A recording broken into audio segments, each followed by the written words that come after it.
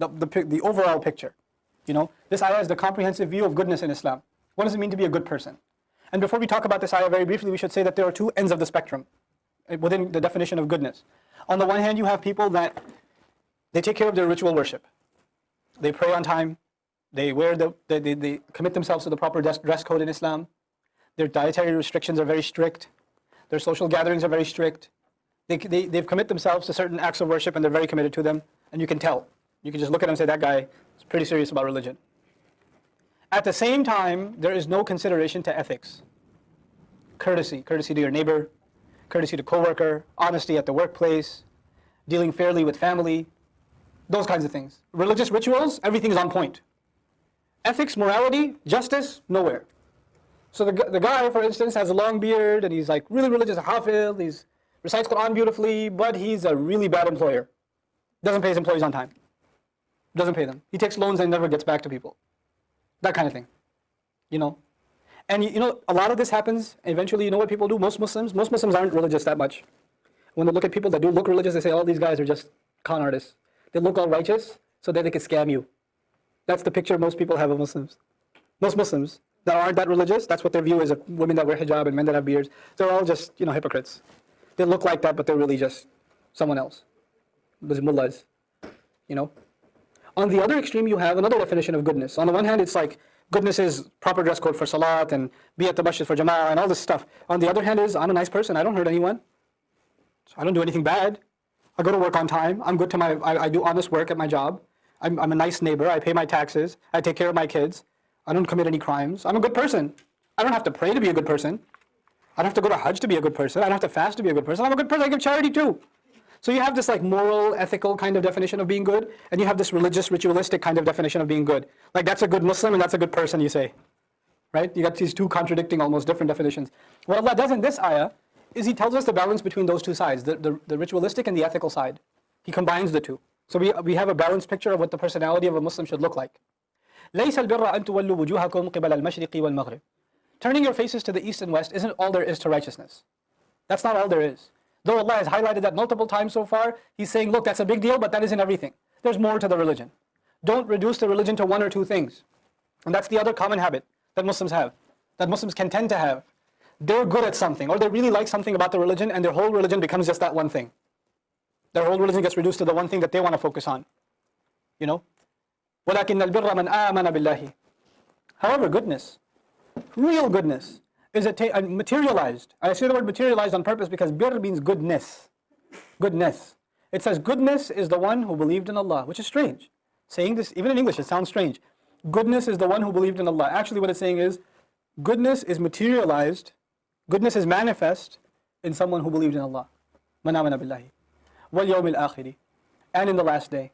وَالْمَلَائِكَةِ وَالْكِتَابِ وَالنَّبِيِّينَ. And the angels, the books, and prophets. Please listen to this carefully. The first part of the definition of iman here, the first part of goodness, believing in Allah, the last day, and then three things are mentioned: angels, books, and prophets. Understand that there are three components of our faith.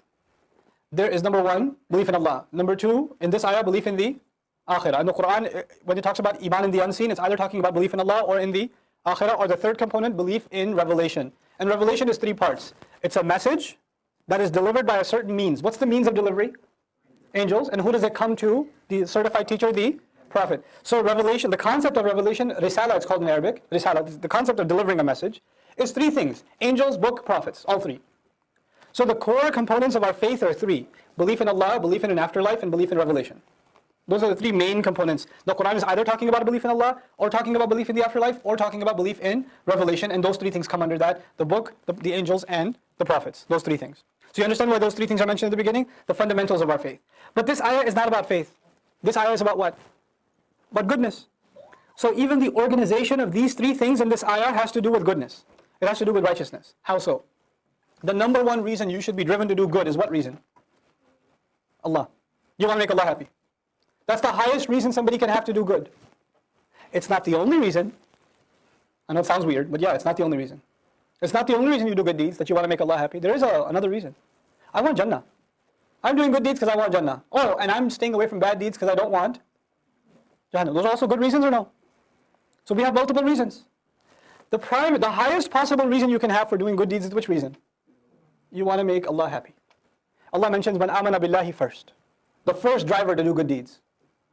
But that's not to say that the next motivation for doing good deeds isn't legitimate. It's there, it's lesser, but it's still there, and it's legitimate. And that is al-yawm al-akhir. I'm doing good deeds because I'm worried about al-yawm al-akhir. It's a legitimate reason.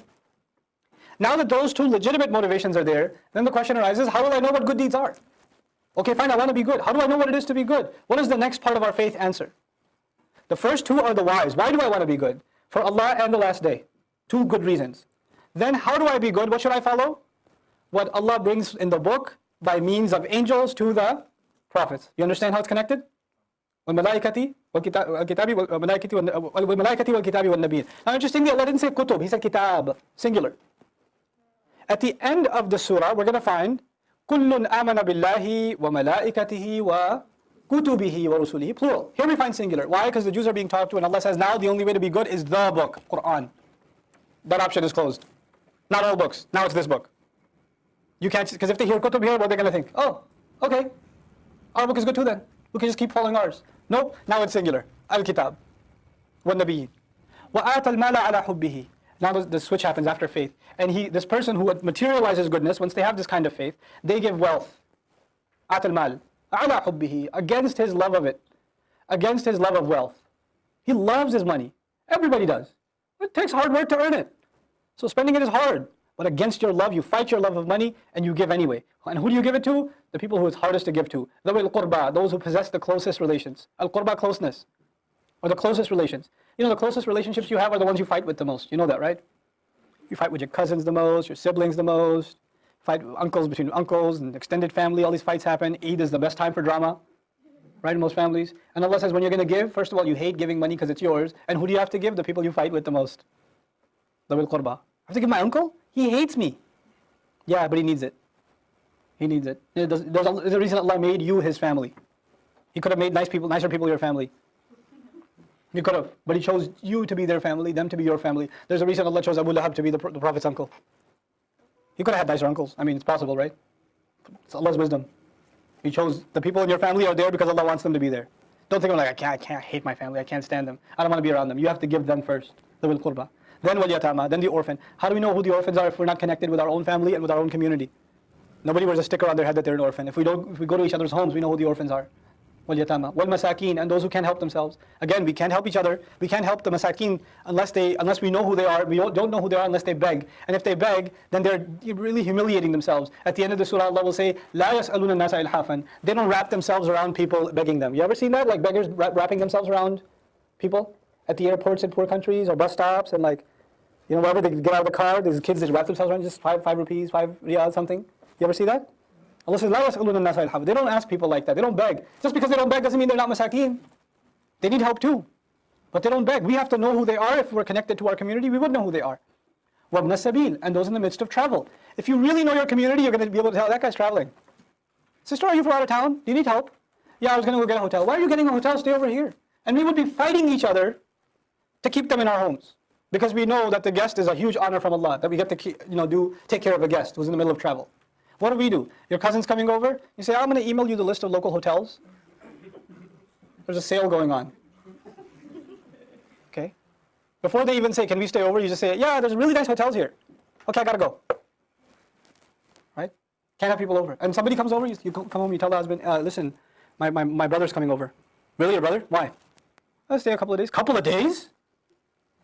Where's he gonna stay? In those 4 empty rooms we have. Yeah, but I like them empty. Not over there. Can he stay in the garage? We hate hospitality. We have to become people that love hospitality. With no strings attached, by the way. With no strings attached. You know, I'm put in a really difficult position. When I travel, I get invited to stay at people's homes. And before Bayina took off, I used to stay at people's homes. If I was invited, I stayed with them. Now I can't. I can't. Because it's like this weird thing now. We're like, can we take a picture with you? I'm like, I'm sleeping. Like, why are you getting weird? Like, as one time somebody invited me to their house for lunch. Everything's normal, and then all of a sudden they bring out their iPad too. I FaceTime my cousin from India. He's like a huge fan of yours. Say salam to him. It's like, Assalamu alaikum. It's get awkward. Like there's some other strings attached. It's not just hospitality. Some other stuff. And then people have weird concepts, you know, because the Quran isn't clear. It's so sad. It's like the antithesis of what I'm trying to teach. They bring the kid over. I say, could you kind of touch his head? Make dua for him. So I go, he will be in the NBA now. Right? What do you want? Oh God, have you not been listening to anything else? So I don't stay at people's home. And then the craziest thing that happened, I don't say tangent, but I'll take less than 30 seconds. Then people invite me to their house, and other speakers, I'm sure this happens too, they stay at their house and then they call their other Muslim friends in the community. You know, he stayed at our house, right? I heard you invited him too. He stayed at our house. Just wanted to let you know. If you want to see me, you can come over. Later though, we're just having alone time right now. Fights break out in the community over where Abdul Nasser is going to stay. I mean, we're both like, ah, okay, you know what? We're done. Undisclosed hotel. That's what we're going to do. But hospitality in general, if you're anonymous, hospitality is a great thing. To be able to invite people over and be able to stay with them, and you know, that's part of goodness. That's part of like, it shows that you're concerned for humanity in general. You know? وَآتَ الْمَالَ عَلَى حُبِّهِ ذَوِي الْقُرْبَى وَالْيَتَامَى وَالْمَسَاكِينِ وَابْنَ السَّبِيلِ وَالسَّائِلِينَ. And those who ask, of course, when we think of charity, we think first of those who ask. Allah put those who ask at the end. وَالسَّائِلِينَ وَفِي الرِّقَابِ. And those who are tied in the necks. Those who have bonds around their necks. People in slavery, imprisoned, that need to be bailed out, need to be rescued. Also, nowadays, modern slavery, it's invisible chains. It's called a mortgage. It's called student loans. It's called debt, business debt. People are buried under it. They're dying. They're choking. If you know people like that, helping them out. وَفِي الرِّقَابِ وَأَقَامَ الصَّلَاةَ وَآتَى الزَّكَاةَ. And this person established the salat and gave zakat. Where did salat and zakat come? After a list of first faith. Faith is it's like foundation of a building. You don't even see faith. Then the first floor you see is this person is very giving. Even though they love their wealth, and that's natural, they're very giving. Then the second floor on top of that Allah built was they established prayer and give zakat. Isn't that something, when we think of a good Muslim, what's the first thing that comes in our head? Salat. That's it. And by the way, zakat itself is charity, isn't it? Zakat itself is charity. But Allah just dedicated this whole long part of this ayah to charitable giving and being benevolent, and then went back to charity again just to teach us this is not zakat, this is above and beyond zakat. You're giving outside of zakat is like if you don't give it, you're criminal. That's not an accomplishment. Nobody said, I paid taxes this year. You know? Congratulations, you're not going to jail. That's not an accomplishment. That's the law. This ayah is about goodness. Being good means you go above and beyond the minimum. You go above and beyond that. وَأَقَامَ الصَّلَاةَ, established the salat and gave the zakat. Also there's a difference between وَصَلَّى وَأَقَامَ الصَّلَاة. Salah means he prayed.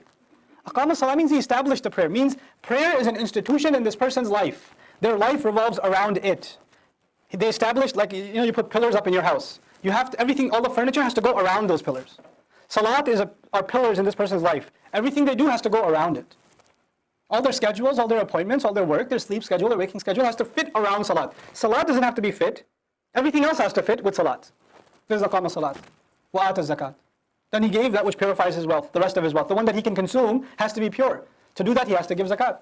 Wa'ata zakat. Then Allah switches to nominal form. Everything was verbal so far. So he switches to the part where these people have this permanent quality. وَالْمُوفُونَ بِعَهْدِهِمْ. And they fulfill their promise. These are people that always fulfill their words. إِذَا عَاهَدُوا. If and when they get into a promise. If they get into an agreement, they will fulfill it. That's these are the people of goodness.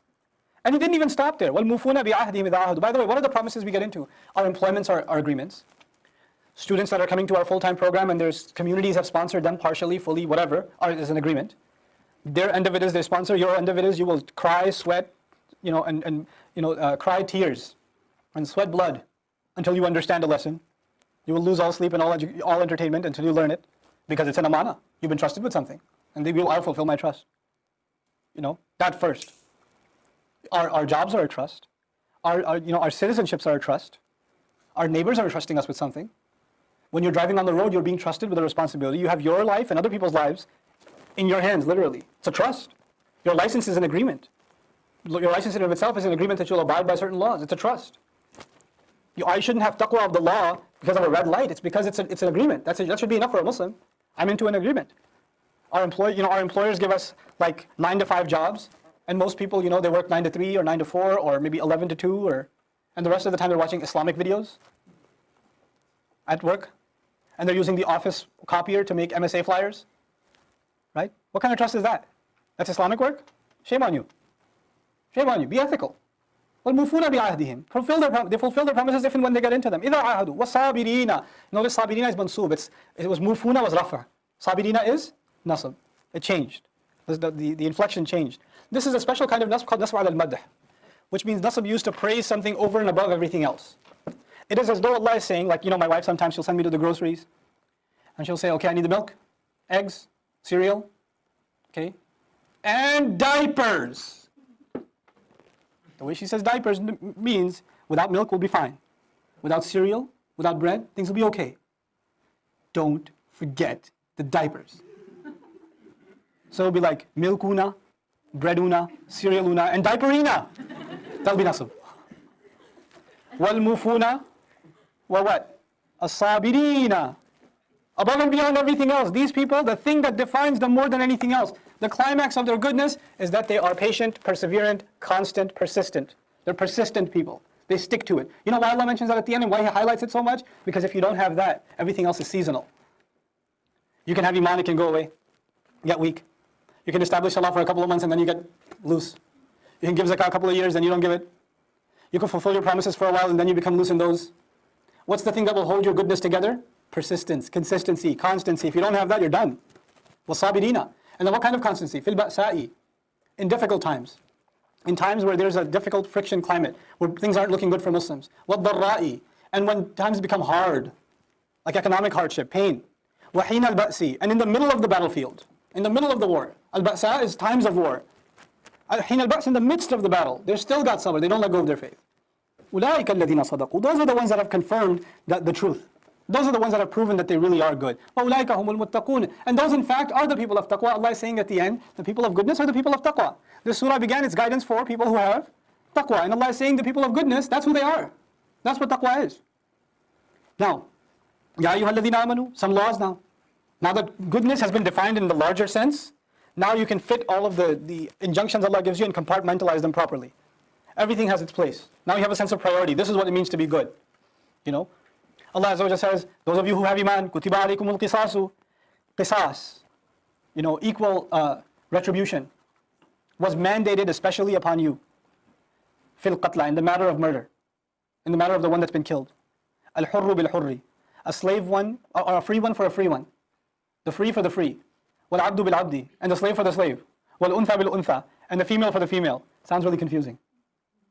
One slave got killed, one free man got killed in that tribe. So what do we